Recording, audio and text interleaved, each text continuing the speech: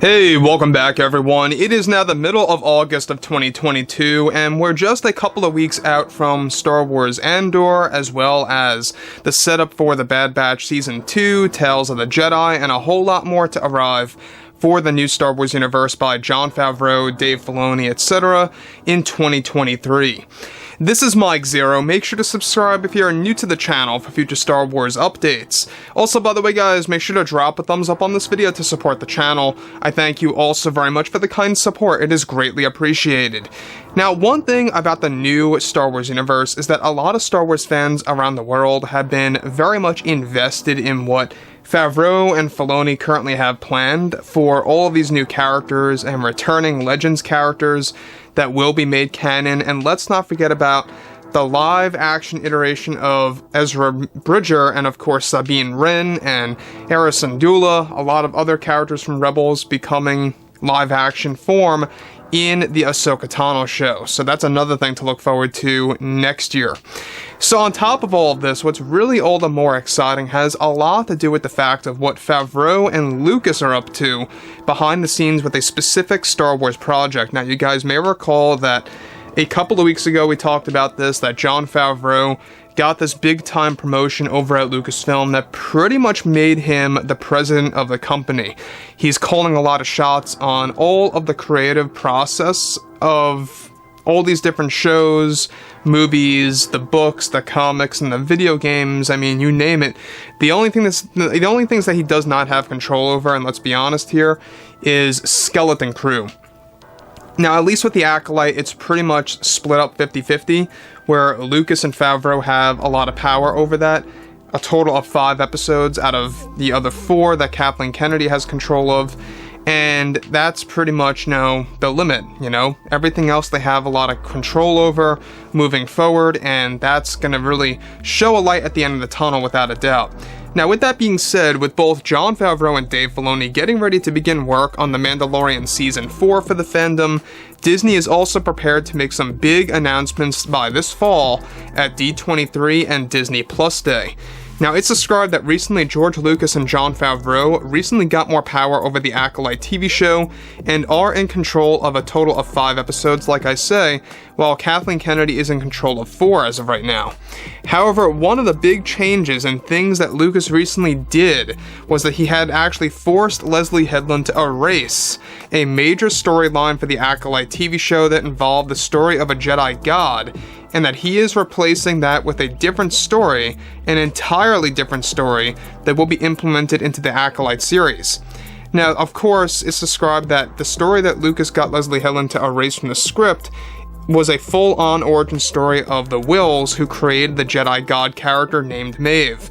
This was going to be a very large chunk of the Acolyte TV show, and that Lucas is now bringing in his rejected side story that Kathleen Kennedy intentionally actually was going to do beforehand, and how she did not approve that this is now going back in. This is said to include a setup for the character known as Darth Plagueis the Wise.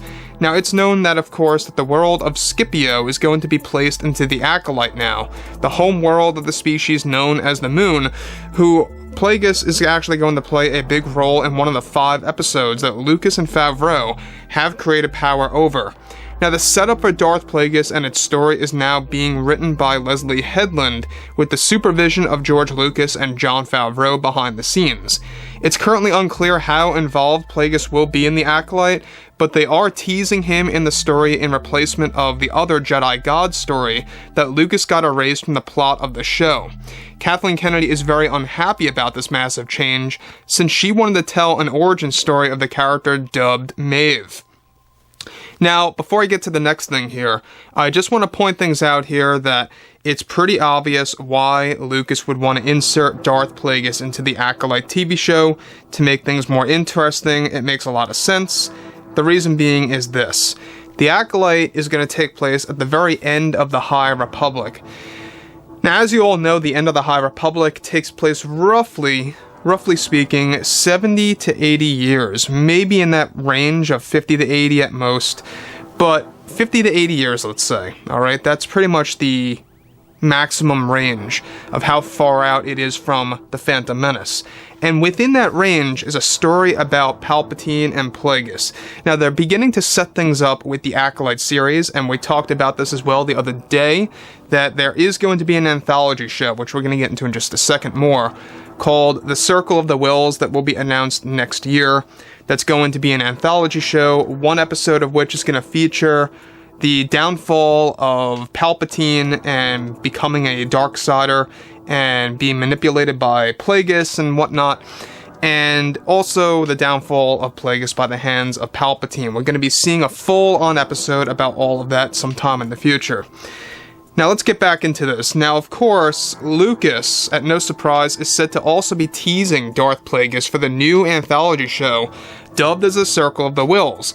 It's going to showcase 12 episodes alone in its own Star Wars show, one of which will be about young Palpatine and Plagueis. In The Acolyte, John and George are going to dive a bit into the origin of Darth Plagueis instead of the origin of Maeve. So you can see an origin was replaced with another origin story. Now, the world of Scipio is going to be a very involved scene for The Acolyte Episode 7, and that the script is now being changed drastically before they plan to begin filming now in December. Disney executives agreed to delay filming now for The Acolyte by 1 whole month for John, of course, and George to actually fix the process and the scripts, and to bring the show on a better path than if Kennedy had full power. Now, in addition, this side story will also involve new secrets about the dark side that will be mentioned in Scipio. Multiple Moon characters are set to appear in The Acolyte that are said to talk about Darth Plagueis. More of his backstory is about to be made canon and inserted into The Acolyte for the very first time for the fans, and that Lucas is also using some of James Luceno's concepts from his book as well. Now, back to Darth Plagueis here. This is where it begins to get a little bit exciting. Now, one thing that we do know about Plagueis is that Lucas is going to be setting things up with Favreau in multiple other live-action projects. We're going to talk about that a little bit later. But specifically looking at The Acolyte, it's all about setting up his backstory. It's about setting up new secrets about Darth Plagueis the Wise and exactly what's going on in the world of Scipio. Now, you guys may not know about that world, but that is the home world of Darth Plagueis, and it is going to be in the Acolyte TV show. This was all changed, by the way, by George Lucas by bringing back these older concepts that he and Kathleen Kennedy had previously agreed to use, that Kathleen Kennedy, behind George Lucas's back, decided not to use it at all. Decided to erase it from the script, decided to no longer use the storyboards to put into the script story. She just wanted nothing to do with it. And now Lucas is bringing a lot of that back. And it does actually connect to all the things that we heard about a year and 2 months ago, give or take, right around that time, when Plagueis was being used around a lot for the Acolyte. Now it makes a lot of sense as to why it was being tossed around. So this has a lot to do with that, and there's a lot of things happening with the Acolyte series besides the origin of Darth Plagueis. And again, they're also going to be focusing on new dark side characters.